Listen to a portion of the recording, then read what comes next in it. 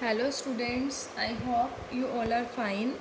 आज हम 11th business studies के अंदर जो हमारा सेकेंड यूनिट का 6 चैप्टर चल रहा है, that is formation of A company. उसके अंदर हमने अपनी लास्ट वीडियो में मेमोरेंडम ऑफ एसोसिएशन पढ़ा था कि मेमोरेंडम ऑफ एसोसिएशन क्या होता है और उसके कंटेंट्स कौन कौन से हैं, उसके क्लॉजेस कौन कौन से हैं।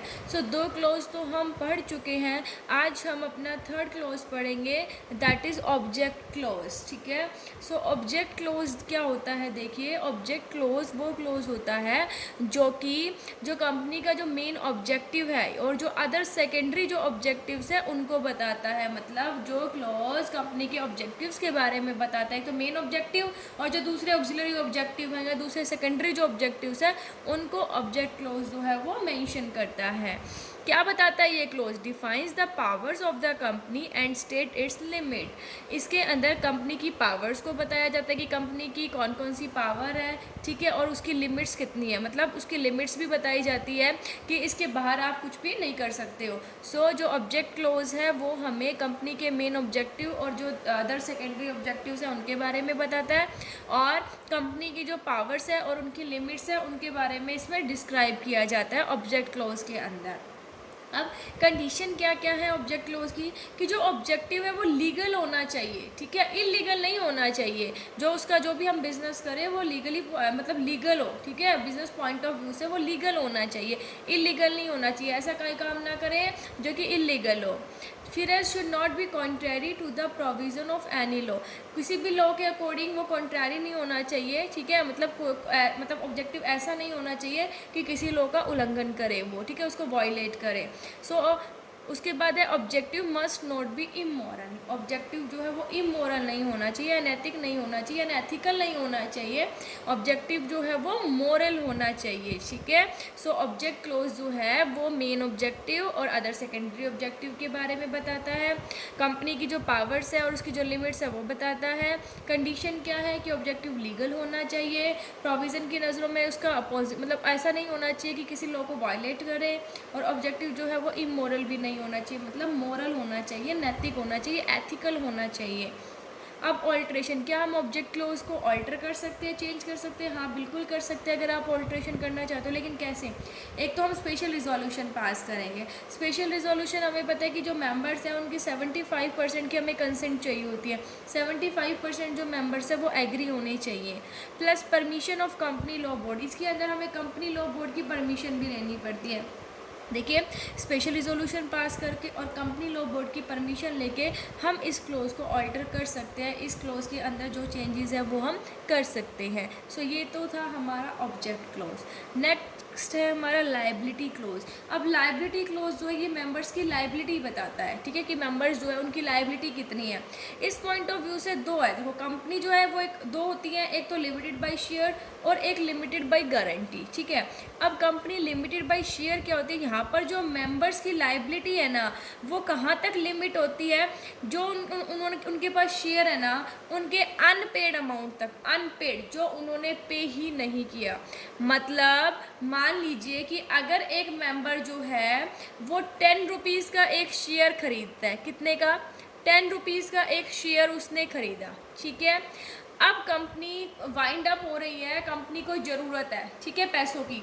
सो मान लीजिए कि मैं हूँ, मैंने क्या किया, जब कंपनी का एक शेयर 10 रुपये का ख़रीदा, उसमें से मैंने 7 रुपीज़ तो पे कर दिए। कितने कर दिए? 7 रुपीज़ तो पे मैं कर चुकी हूँ। अब कंपनी वाइंड अप होने वाली है, अब कंपनी को पैसे की ज़रूरत है, तो मेरी जो लाइबिलिटी है, मतलब कंपनी जो है वो मुझसे कहाँ तक मंगवा सकती है? 7 तो मैंने पे कर दिए शेयर पे, जो 3 अनपेड है जो मैंने अभी पे नहीं किए हैं वो 3 रुपीज़ के लिए ही मैं लायबल हूँ, ठीक है। मतलब जो कंपनी लिमिटेड बाय शेयर्स के अंदर मेंबर कहाँ तक लायबल होते हैं, जो उन्होंने शेयर का जो अमाउंट है वो पे नहीं किया है वहाँ तक। जो पे कर दिया वो अब नहीं देगी, वहाँ के लिए लाइबल नहीं है। जो अनपेड अमाउंट है जो उन्होंने पे ही नहीं किया वहाँ पर लाइबल होती है, ठीक है। नेक्स्ट है कंपनी लिमिटेड बाय गारंटी। अब कंपनी लिमिटेड बाय गारंटी के अंदर मेंबर्स की लायबिलिटी कैसी होती है, देखिए liability is limited to the amount of guarantee given by each members, कि यहाँ पर जो कंपनी लिमिटेड बाय गारंटी है इसके अंदर मेंबर्स की लायबिलिटी वहाँ तक लिमिट होती है जहाँ तक उन्होंने गारंटी दी होती है। ठीक है, देखो मेंबर जो है वो उसने ऑर्गेनाइजेशन के अंदर आया और कंपनी के अंदर आया, उसने बोला कि भाई मैं आपको गारंटी देता हूँ कि मैं 100 रुपीज़ जो है ना वो कंट्रीब्यूट करूँगा। उन्होंने गारंटी दी 100 रुपीज़ जो आपकी कैपिटल में फॉर एग्जांपल है वो कंट्रीब्यूट करूँगा। सो अब कंपनी को पैसों की ज़रूरत है, कंपनी वाइंड अप हो रही है, कंपनी को पैसों की ज़रूरत है।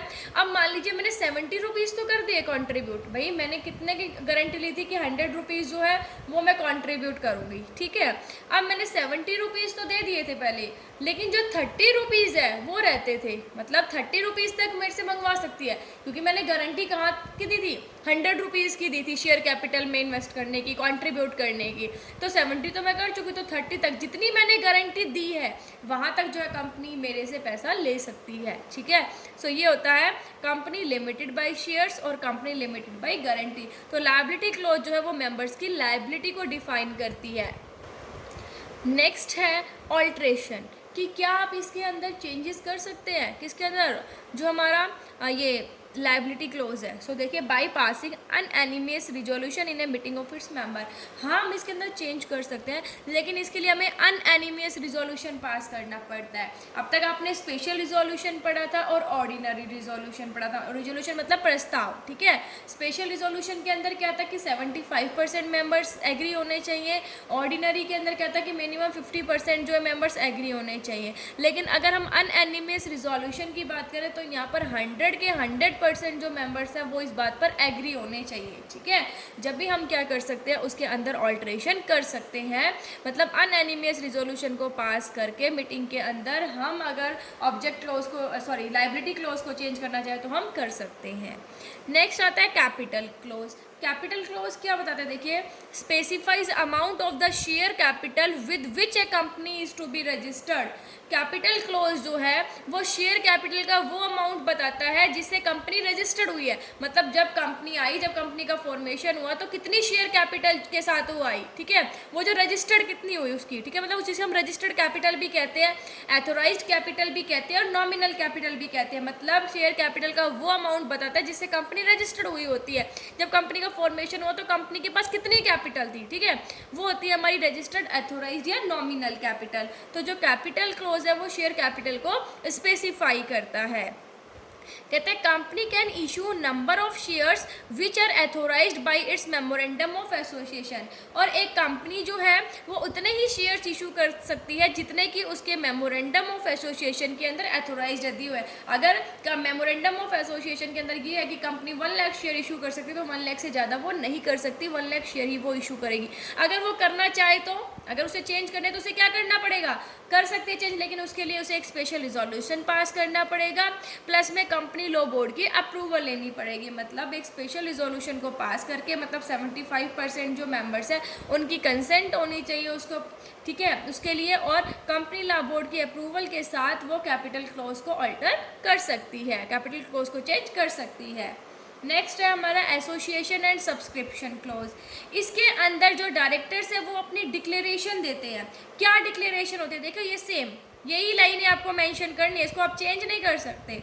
देखो, we the following persons whose names and addresses are mentioned below are desirous of being formed into company in pursuance of this law and we respectively agree to take the number of shares in the capital of company set opposite our respective names। देखो ये कहता है कि हम जो persons है जिनका name और एड्रेस उसके नीचे मेंशन होता है कि वो कंपनी को फॉर्म करने के इच्छुक है, ठीक है, लॉ के अकॉर्डिंग, और हम सहमत हैं किस चीज़ के लिए, जो शेयर्स है, ठीक है, उनको लेने के लिए, मतलब जितने भी शेयर्स उनको लेने हैं उसके लिए वो एग्री करते हैं, ठीक है। देखो ये respective agree to take the number of shares in the capital of company set opposite over respective ने, और वो जो भी शेयर्स है उनको भी लेने के लिए वो एग्री है। तो ये डिक्लेरेशन जो है वो देते हैं कौन, जो डायरेक्टर्स होते हैं कंपनी के, वो फिर कहते हैं must be signed by all the directors. ये जो डिक्लेरेशन है ये सभी डायरेक्टर्स के द्वारा साइन होनी चाहिए। सभी डायरेक्टर्स जो है इस पर क्या करेंगे, अपने अपने सिग्नेचर करेंगे। अब आते हैं ऑल्ट्रेशन। कि क्या हम एसोसिएशन और सब्सक्रिप्शन क्लोज को चेंज कर सकते हैं, ऑल्टर कर सकते हैं।